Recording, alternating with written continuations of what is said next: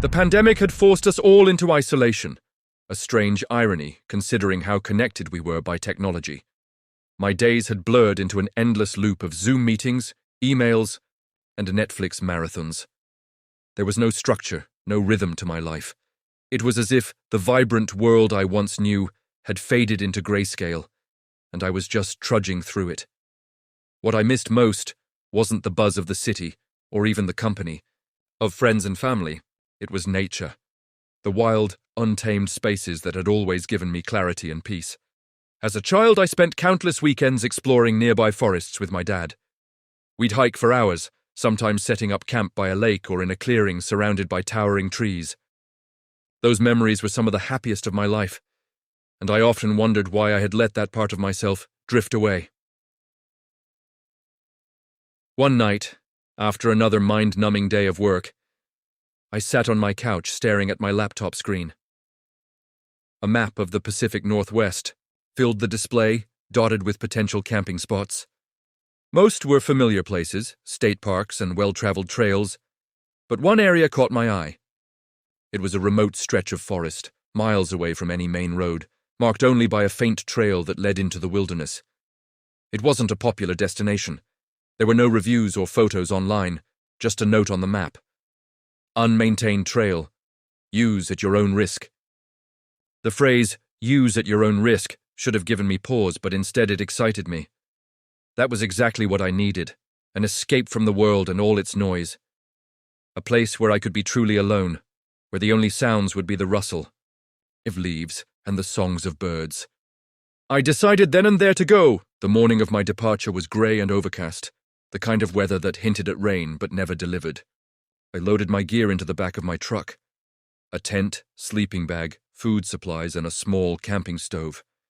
My dad's old hunting knife was tucked into my pack, more for nostalgia than necessity. As I started the engine and pulled out of my driveway, I felt a twinge of apprehension, but I brushed it aside.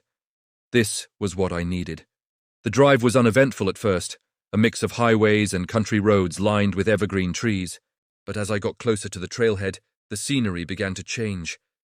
The asphalt gave way to gravel, and then to a narrow dirt road that twisted and climbed through the forest. The trees here were ancient, their trunks thick and gnarled, their branches forming a canopy that filtered the sunlight into a soft, golden glow. There were no signs of civilization, no houses, no power lines, not even another car. The silence was profound, broken only by the crunch of gravel under my tires. It was both exhilarating and unsettling. I hadn't realized how accustomed I'd become to the background hum of modern life until it was gone. By the time I reached the trailhead, it was late afternoon. The parking area was little more than a clearing in the woods, barely big enough for 2 vehicles. Mine was the only one there. I stepped out of the truck and took a deep breath.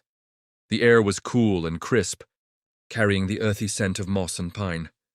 For the first time in months, I felt a genuine sense of calm.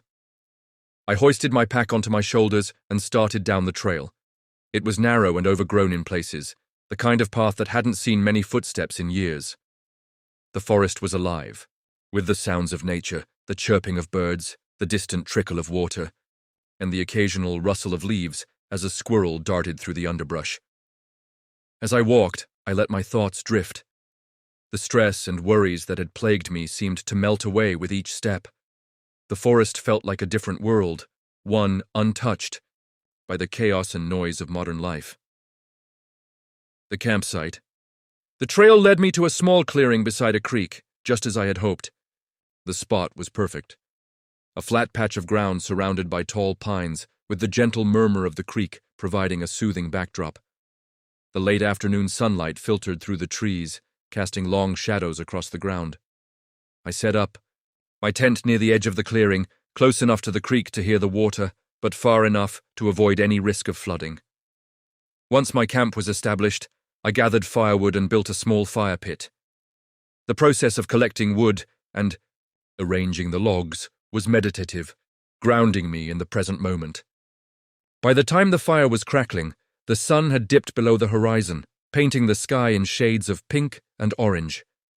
I cooked a simple meal of canned chili and bread, washing it down with a flask of whiskey. As I sat by the fire, staring up at the stars, I felt a sense of peace I hadn't known in years. The stars here were unlike anything you could see in the city, bright and endless, scattered across the sky like diamonds on black velvet. But as the night deepened, a subtle unease began to creep in. It started with the silence. The forest, which had been alive with the sounds of crickets and rustling leaves, grew eerily still. The only sound was the crackle of the fire. Then I heard it. A faint noise in the distance, like the snap of a twig. I froze, straining my ears. The sound came again, closer this time. It was deliberate, not the random rustling of an animal, but the measured steps of something or someone moving through the woods. My mind raced. It could be a deer, I told myself, or maybe a raccoon. But deep down, I knew it wasn't. The footsteps were too heavy, too purposeful. I grabbed my flashlight and shone it into the trees, sweeping the beam back and forth. The light illuminated only the dense underbrush and the trunks of ancient trees. There was no movement, no sign of anything out of the ordinary. But the feeling of being watched was overwhelming, a prickling sensation at the back of my neck. I retreated to my tent, zipping it up tightly and clutching my knife. Sleep was impossible. I lay there, listening to the sounds of the forest, or rather, the lack of them. The silence was oppressive, broken only by the occasional crack of a twig or the rustle of leaves. At some point, exhaustion overtook me, and I drifted into a restless sleep. It was the sound of footsteps that woke me. Slow, deliberate footsteps, circling my tent. My heart raced as I held my breath, straining to hear. The footsteps stopped, and for a moment, there was silence. Then came the faint sound of the zipper being tugged. Panic surged through me. Without thinking, I shouted, "Who's there?" My voice echoed through the clearing, harsh and unnatural in the stillness of the night. The zipper stopped, and the footsteps retreated into the woods. When dawn finally broke, I stepped outside to find the ground around my tent disturbed. Large, barefoot prints circled the tent, their size and depth sending a chill down my spine. I packed up my gear as quickly as I could. The sense of being watched, never leaving me. The hike back to the trailhead was a blur, every sound in the forest setting my nerves on edge. By the time I reached my truck, I was shaking. Even now, months later, I can't explain what happened that night. All I know is that the wilderness, once my refuge, now feels different. It reminds me of a truth I had forgotten. In the vast, untamed wild, we are not always alone. The world had grown unbearably loud. It wasn't just the honking of cars, the endless notifications on my phone, or the hum of electricity running through the city streets. It was the weight of it all, the conversations that went nowhere, the routines that blurred into monotony, and the invisible pressure of living in a world that never seemed to pause. I needed silence. Not the kind found in noise-canceling headphones, but the real kind. The deep, all-consuming quiet of nature. That's how I found myself staring at a satellite map late one night, my eyes fixated on a vast, unmarked stretch of wilderness.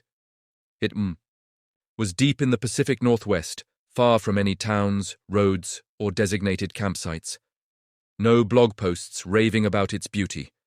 No visitor reviews. Just an expanse of green that stretched endlessly. There was a single note on the map, written in small faded letters, Old Forest Road overgrown, few visitors, no maintained trails. That was all I needed to see. The drive out was uneventful at first. Highways turned to back roads, which turned to dirt paths, which eventually became little more than a trail choked with weeds and fallen branches. My old SUV groaned in protest as I forced it forward, every bump in the road sending vibrations through the frame. Eventually, I reached a point where I could go no further. The road had been completely swallowed by the forest. I stepped out, inhaling deeply. The scent of damp earth, pine needles, and distant rain filled my lungs. The silence was deafening. No traffic, no distant hum of civilization. Just the wind shifting through the trees and the occasional chirp of an unseen bird. Slipping my pack over my shoulders, I ventured forward, following the remnants of the old road. Nature had reclaimed it almost entirely, moss-covered rocks, gnarled roots breaking through the dirt, and the occasional rusted road sign, half buried and forgotten. As the sun dipped lower, I found a small clearing and set up camp. The fire crackled, casting flickering shadows against the towering trees. For the first time in years, I felt truly at peace. Then, just as I was about to drift to sleep, I heard it, a whisper. Echoes in the dark. At first, I convinced myself it was the wind. It had to be. The way it moved through the trees, shifting. In leaves and rustling branches, it was easy to mistake for something more. But then it came again. Soft, deliberate. A voice just at the edge of hearing. I sat up, heart pounding, scanning the darkness beyond the fire's glow. The whispering stopped. I waited. Nothing. Shaking it off, I lay back down, listening to the sounds of the forest. An owl hooted somewhere in the distance. A branch snapped, probably a small animal. Sleep took its time, but eventually, exhaustion won. The next morning, I pushed deeper into the woods. The further I went, the stranger things became. The trees grew taller, their trunks impossibly thick, their bark etched with symbols I didn't recognize. The air felt heavy, like the forest was watching. Midway through the day, I stumbled upon something that made my stomach tighten, a cabin. It was old, far too old. The wood was dark with rot, the roof partially collapsed, vines creeping up its sides. No signs of a road leading to it, no indication that anyone had lived here in decades. And yet, the door was slightly ajar, as if someone had just stepped out. I approached cautiously, calling out, "Hello?" Silence. Pushing the door open, I was met with dust and decay. The inside was sparse, a single chair, a table, and shelves filled with books, their pages yellowed and brittle. Maps were pinned to the walls, covered in markings, circles, and notes written in a language I couldn't read. But what caught my attention was the journal resting on the table. I flipped it open. The handwriting was neat at first, but as the pages went on, the writing became frantic, uneven. The last few entries sent a chill down my spine. The whispers are getting louder. I see them in the trees now, watching. I am not alone. I shut the journal, suddenly aware of how quiet the forest had become. No birds, no wind, just stillness. Then, behind me, a whisper. I turned slowly. The door was open wider than before. I hadn't touched it. The things that linger. I left the cabin quickly, pushing deeper into the woods, trying to shake the unease, settling in my gut.